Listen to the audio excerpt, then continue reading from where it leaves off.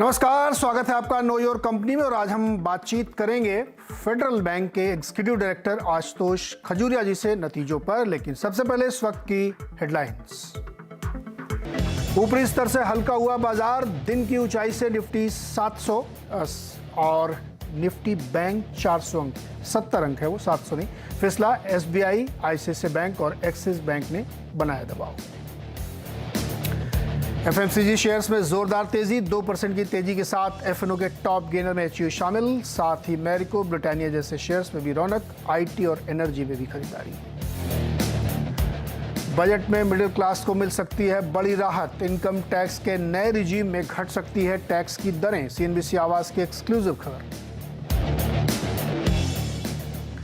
संवर्धन मदरसन में हुई ब्लॉक डील, सोजित कॉरपोरेशन ने बेची 3.43% हिस्सेदारी, डील के बाद शेयर फ्लैट।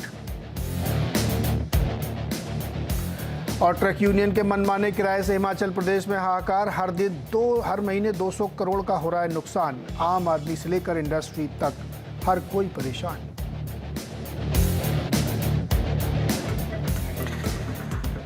बाजार में नजर डालिए, ऊपर से हल्का हो रहा है बाजार।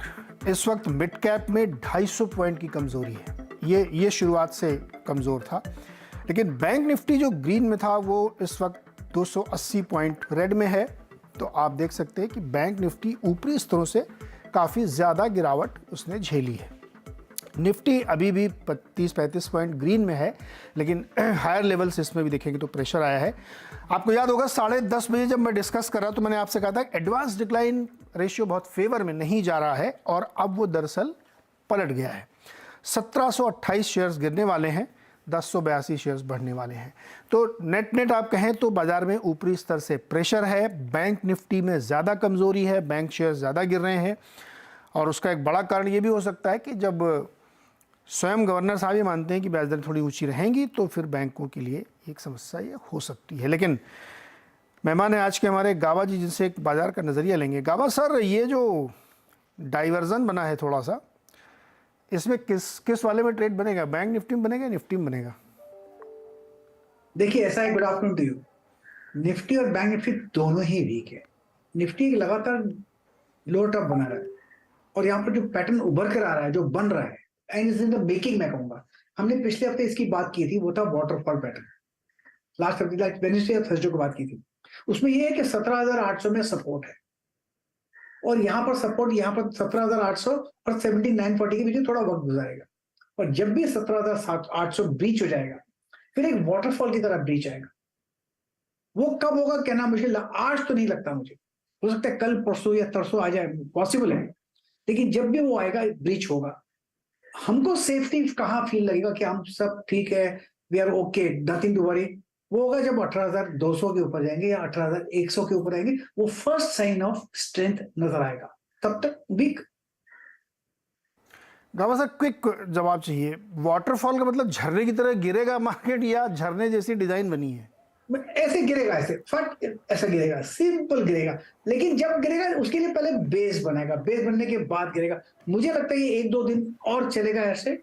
2 दिन के बाद शायद, जैसा मुझे नजर आता है, 2-2.5-3 दिन के बाद जब भी होगा तब होगा। हमने इससे लास्ट वीक बात की थी कि ये बन रहा है, बनते बनते वक्त लगता है। It takes its own time, waterfall pattern. लेकिन ये चिंता की बात है, वाटरफॉल पैटर्न बन रहा है, इसका मतलब होगा कि तेज गिरावट होगी। चलिए सर, देखते हैं। कंफर्म नहीं, अब तक कंफर्म होगा जब वो ब्रीच होगा। हाँ, जब कंफर्मेशन नहीं है अभी। हाँ बिल्कुल, मैं कहूंगा ये टेक्स्ट बुक पैटर्न नहीं है, ये मेरा पैटर्न है। ये गावा सर, पैटर्न कराया इसका आपने? नहीं करा। सर करा लीजिए ना, इतना नाम कितना गजब का है, वाटरफॉल पैटर्न। Waterfall pattern. गावा सर इनोवेटिव आदमी है। चलिए गावा सर, आज हम बात करेंगे फेडरल बैंक से, जिसके तीसरी तिमाही के नतीजे अच्छे रहे हैं, और बैंक की जो ब्याज से होने वाली आमदनी है उसमें 27% की ग्रोथ देखने को मिली है, और मुनाफा 54% बढ़ा है। एसेट क्वालिटी में भी काफ़ी सुधार देखने को मिला है, और जो मार्जिन, जिसको निम कहते हैं, वो 3% हो गई है, करीब 3.5% हो गई बढ़ के। तीसरी तिमाही के नतीजे और आउटलुक पर बातचीत करेंगे। हमारे साथ हैं बैंक के ईडी आशुतोष खजूरिया जी। खजूरिया सर, बहुत बहुत स्वागत है आपका। तीसरी तिमाही के नतीजे तो देख के बहुत ठीक ठाक लग रहे हैं, अच्छा प्रदर्शन किया, और हम लोगों को ऐसी उम्मीद भी थी। कॉस्ट ऑफ डिपॉजिट जो है अभी भी आपके अंडर कंट्रोल है, जिसकी वजह से निम आप मेंटेन कर पा रहे हैं। तो ड्राइविंग फैक्टर्स क्या हैं और कहाँ से ये चीज़ें आ रही हैं, लोन ग्रोथ कैसी दिख रही है? तो आपका प्रश्न बहुत ही उपयुक्त है। आपने कहा कि डिपॉजिट्स की कॉस्ट को कंट्रोल कर रहे हैं, तो सच है कि हमारी कॉस्ट ऑफ डिपॉजिट्स बढ़े हैं और वो 21 बेसिस से बढ़े हैं। और ये थोड़ा सा एक लाभ होता है जब भी चढ़ती हुई ब्याज की दरें रहती हैं, तो उसमें जो आपके पास फिक्स डिपॉजिट्स रहते हैं उनको रीप्राइस होने में थोड़ा समय लगता है, और जिसे आप अंग्रेजी में टेलविंड कहते हैं, वो थोड़ी टेलविंड पूरे सेक्टर के लिए उपलब्ध है। और वो दूसरी तिमाही में एकदम दृष्टिगोचर हुई थी, और उसके बाद तीसरी तिमाही में भी वो क्रम बना हुआ है। मुझे लगता है इसका प्रभाव चौथी तिमाही में भी रहेगा, और अगले वर्ष यानी वित्तीय वर्ष 24 में ये चुनौतियां आ सकती हैं, जहां थोड़ा सा निम में कंप्रेशन बैंक का हो सकता है, क्योंकि हो सकता है कि एक सीमा के बाद जो ऋण की दरें हैं वो उसमें उतनी फ्लेक्सिबिलिटी उसमें वो नहीं रहेगी, इलेक्ट्रिसिटी की आपका जितनी आपकी जो है कॉस्ट ऑफ डिपॉजिट बढ़ रहा है उसको आप पूरी तरह से पास कर पाए। इसलिए हमने अपने कल के जो विश्लेषकों का जो कॉल थी, एनालिस्ट कॉल, उसमें हमने कहा था कि हो सकता है कि आने वाली तिमाहियों में 5 से 10 बेसिस पॉइंट्स का निम में कंप्रेशन हो सकता है। तो अभी जैसे 349 पे जो हमारी नेट इंटरेस्ट मार्जिन है, वो हम 340 तक का, 339, 340, 335 से 340 के बीच का हमने जो है वो गाइडेंस दिया है। हो सकता है उससे बेहतर हो, बट वो उस पर निर्भर करेगा कि आगे ऋण की मांग कैसी है, साख की मांग कैसी है। तो क्रेडिट डिमांड के ऊपर भी निर्भर करेगा कि आप किस तरह से इसको प्राइस कर सकते हैं, प्राइस किस तरह से पास ऑन कर सकते हैं। तो फिर सर इसी से जुड़ा हुआ सवाल है कि फिर आप क्रेडिट और डिपॉजिट की ग्रोथ किस तरीके से देख रहे हैं? क्योंकि डिपॉजिट तो बड़ी तेज़ी से ग्रो कर रहे हैं, एडवांसेस काफ़ी ज़्यादा हो रहे हैं, तो किस तरीके का एस्टिमेट लेके चल रहे हैं आप?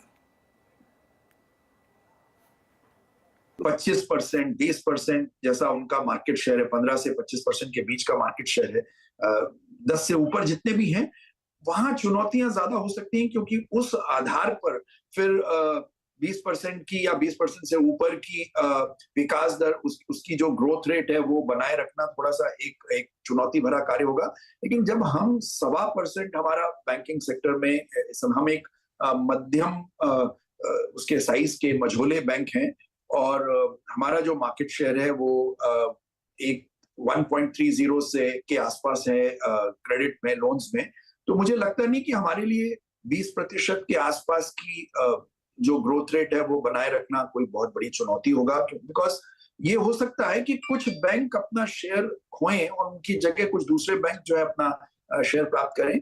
हम सामान्यतः अगर आप पिछले 6-7 वर्षों की बात करें, दिसंबर 15 से लेके दिसंबर 22 तक के जो 7 वर्ष रहे हैं, इन 7 वर्षों में अगर आप देखें CAGR, compounded annual growth rate, तो हमारा बैंक देश के 5 शीर्ष जो बैंक हैं उनमें आता है ग्रोथ रेट के हिसाब से। तो मुझे लगता है कि वो दर जो है वो जो मीडियन रेट होगा पूरे सिस्टम का, ऑल शेड्यूल कमर्शियल बैंक का, उससे हम शायद 2-2.5% ऊपर ही ग्रो करें। जैसे अभी उनका 17.5 था, हमारा 19.5 था, तो 2% हम जो सिस्टम की ग्रोथ रेट है उससे ऊपर रहें, और हम इसी रफ्तार से बढ़ना चाहते हैं। हम नहीं चाहते कि एकदम ब्रेक नेक स्पीड से बढ़ें, 25-30% की ग्रोथ हो और फिर उसके बाद क्रेडिट क्वालिटी से संबंधित चुनौतियां आए।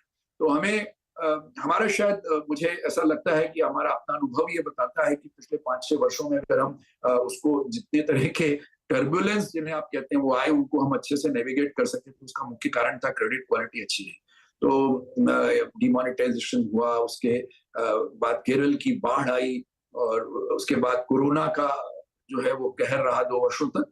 इन सभी चुनौतियों के बावजूद बैंक की जो क्रेडिट क्वालिटी थी उसने अपने आप को मेंटेन किया। आप कंपेयर कर लें दिसंबर 15 से लेकर दिसंबर 22 तक, पूरी कहानी अपने आप ये इन 28 क्वार्टर्स में, इन 28 तिमाहियों में अभिव्यक्त हो जाएगी। जी, बिल्कुल सही कहा जोशी साहब आपने। और इस पूरे इवेंट में, इस पूरी घटनाक्रम में और अगले जो 5-7 साल उसमें डिजिटल डिसरप्शन बहुत ज़्यादा हो रहा है, और बहुत सारी अपॉर्चुनिटीज़ उसमें डिजिटल बैंकिंग में आ रही हैं, और बहुत सारे फाइनेंस इंडस्ट्री के लोग इसको अपना भी नहीं, क्योंकि इससे न सिर्फ एफिशिएंसी आती है, बिजनेस एक्सपेंड करने में भी बड़ी मदद मिलती है। आप हालांकि पैसा बाजार में ऑलरेडी इस पर ऑनलाइन है, तो किस तरीके की अपॉर्चुनिटीज आप देख रहे हैं इसमें? व्यवसाय विस्तार के लिए आपको कई चैनल्स में काम करना रहता है। तो एक तो आपका जो ट्रेडिशनल चैनल है, जो परंपरागत है, शाखाओं के माध्यम से, वो तो चल ही रहा है। तो उसके माध्यम से जो ऋण वितरित हो रहा है, जो मतलब एडवांसेस में ग्रोथ हो रही है, वो तो एक चैनल है ही, और वही मेजर चैनल है।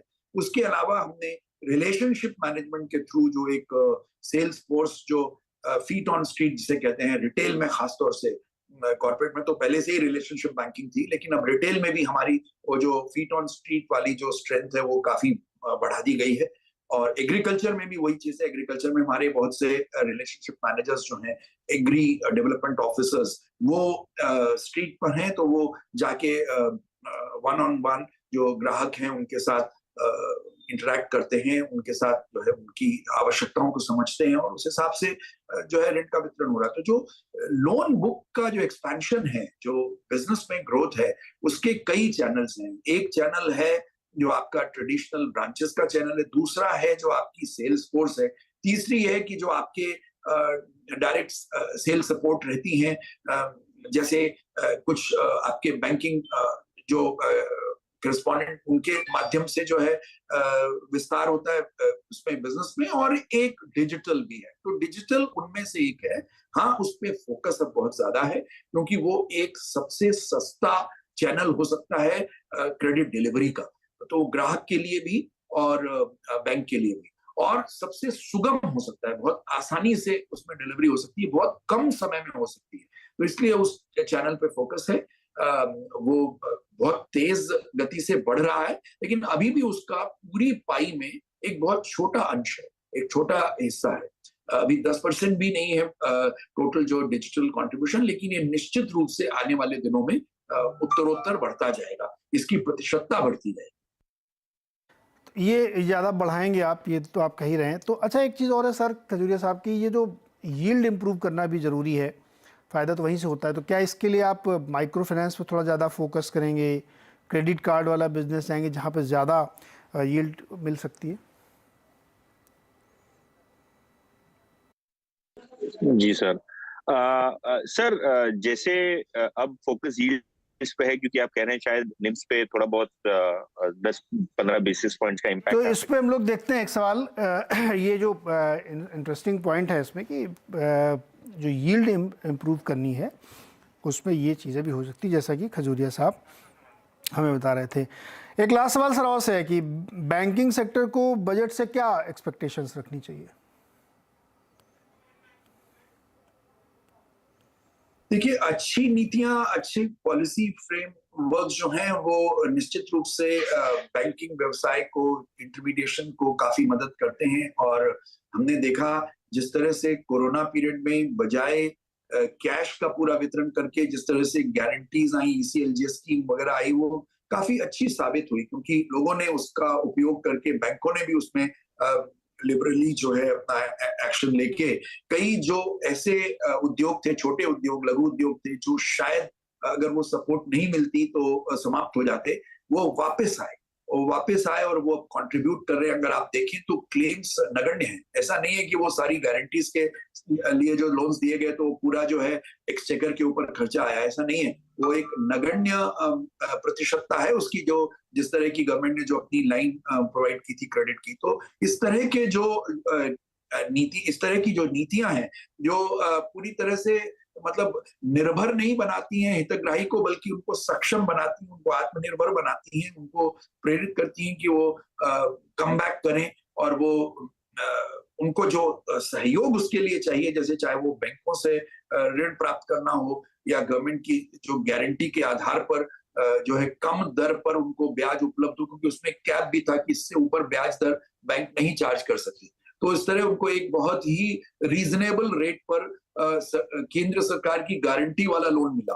तो वो जो है अपने आप में एक बहुत अच्छा एक स्टेप था, जिसके द्वारा कई लघु और मध्यम उद्योग जो है वो वापस लाइन पे, वापस पटरी पर आ गए। तो वैसा ही कुछ अगर और भी कुछ साख को बढ़ाने के लिए, क्रेडिट को फर्दर बढ़ाने के लिए अगर कुछ उपाय घोषित होते हैं, मुख्यतः तो ये मॉनेटरी अथॉरिटी से आते हैं, मौद्रिक नीति जो बनाता है रिजर्व बैंक ऑफ इंडिया, वहां से ज्यादा आते हैं। लेकिन हाँ, कोई कोई फिस्कल पॉलिसीज भी मदद करती हैं, जैसे टैक्सेशन एंड ऑल दैट। तो वो देखना होगा कि उसमें किस तरह के परिवर्तन आते हैं। बहुत सी उम्मीदें हैं और बहुत कुछ अखबारों में, मीडिया में छप रहा है कि ये हो सकता है, वो हो सकता है। इंतजार करते हैं, 1 फरवरी को पता लगता है। खजूरिया साहब, बहुत बहुत शुक्रिया हमारे साथ जुड़ने के लिए और ये सारी डिटेल्स साझा करने के लिए। तो उम्मीद करते हैं कि नेक्स्ट क्वार्टर में हम लोग फिर से एक बार बैठेंगे, देखेंगे किस तरीके का परफॉर्मेंस है। छोटा सा एक ब्रेक के बाद मार्केट की बात।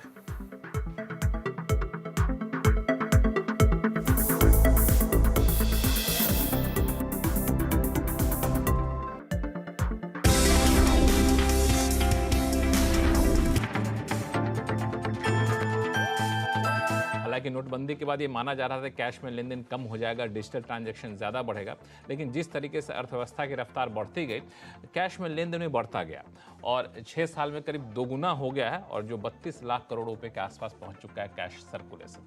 तो कैश सर्कुलेशन जब बढ़ रहा है तो ये जानना बेहद ज़रूरी है किन किन हालात में आप कैश में लेन देन कर सकते हैं। कोहली साहब, किन किन हालात में हम लेन देन कर सकते हैं और किन किन हालात में पाबंदी है? बिल्कुल, देखिए यूँ तो 32 लाख करोड़ का कैश इन सर्कुलेशन इस समय अर्थव्यवस्था में है और बहुत नामों से वो एक हाथ से दूसरे हाथ में जाता है।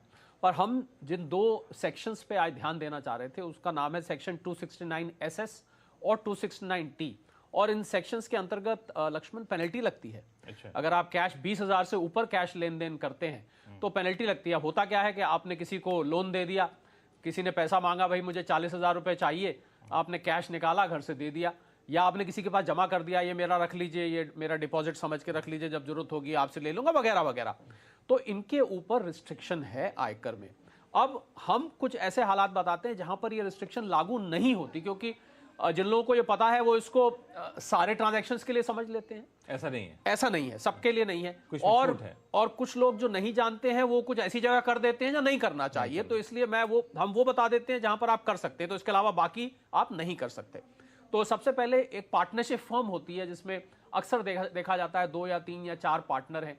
तो अगर कोई पार्टनर पार्टनरशिप फर्म से 20,000 रुपए से ऊपर कैश लेता है किसी भी काम के लिए, मान लीजिए खर्च के लिए या विड्रॉ कर रहा है, तो वो इस एक्सेप्शन में गिना जाएगा, यानी कि उसके ऊपर पेनल्टी नहीं लगेगी। और एक बहुत ज़रूरी बात लक्ष्मण, जो कि अक्सर देखा जाता है, मैंने देखा कुछ लोग फैमिली के बाहर जा रहे थे, घर में कुछ कैश रखा होता है सभी की ज़रूरत के लिए, वो उठा के अपने पड़ोस में कोई रिश्तेदार रहते थे उनके यहाँ रख के चले गए, भैया रख लो, घर में सेफ नहीं है, आपके यहाँ रख के जा रहे हैं, तो कैश रख के चले गए। अब इसको बोलते हैं कस्टडी।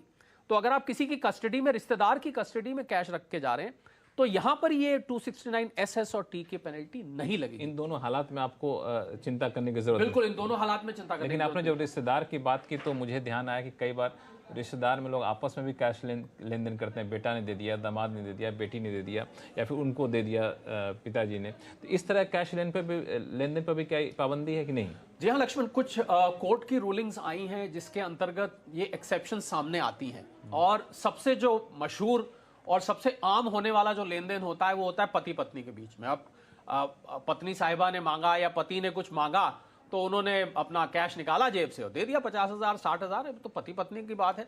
तो वहां पर ये नियम अप्लाई, वहां मान लीजिए पति कहने लगे पत्नी से लक्ष्मण कि भाई 269SS में पेनल्टी लग जाएगी, हम तो आपको नहीं देते, तो घर में लड़ाई खड़ी हो जाएगी। मुझे लग रहा है इनकम टैक्स ने इस लड़ाई से बचने के लिए ये 269SS की एक्सेप्शन दी है। इसी तरह आपका पुत्र आपसे पैसे लेके जाता है, 20-30 हज़ार रुपए लेके जाता है, 20,000 से ऊपर ले जाता है, मैं अगर लिमिट की बात करूं, वहां नहीं लगेगा। एक केस ऐसा भी आया लक्ष्मण जहां पर एक दामाद साहब ने अपने ससुर साहब के बिहाफ पे, या ससुर साहब ने दामाद साहब के बिहाफ पे कोई कैश में प्रॉपर्टी बुक कर दी, उनके बिहाफ पे बुकिंग कर दी, उनसे एक तरह से लोन हो गया, तो वहां पर भी एक्सेप्शन है। तो कहने का मतलब है जहां पर लोन लिया हुआ है, डिपॉजिट है और नजदीक की रिश्तेदारी है, या कोई ऐसे हालात बन रहे हैं कि आप कैश के अलावा और कोई मोड एक्सेप्ट ही नहीं कर सकते और आप उसको प्रूव कर पाते हैं, तो वहां पर ये एक्सेप्शन बन के सामने आता है। तो बिल्कुल ये सही बात है कि इनकम टैक्स बहुत गहराई में जाकर जांच करता है, लेकिन कम से कम पारिवारिक मामलों में दखल नहीं देता है। बिल्कुल नहीं देता है।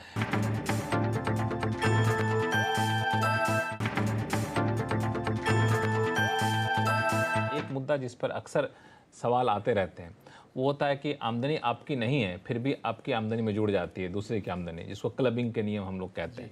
तो मेरे दो सवाल हैं इसमें। पहला, किन किन हालात में क्लबिंग के नियम लागू होते हैं और इससे बचने का कोई तरीका है क्या?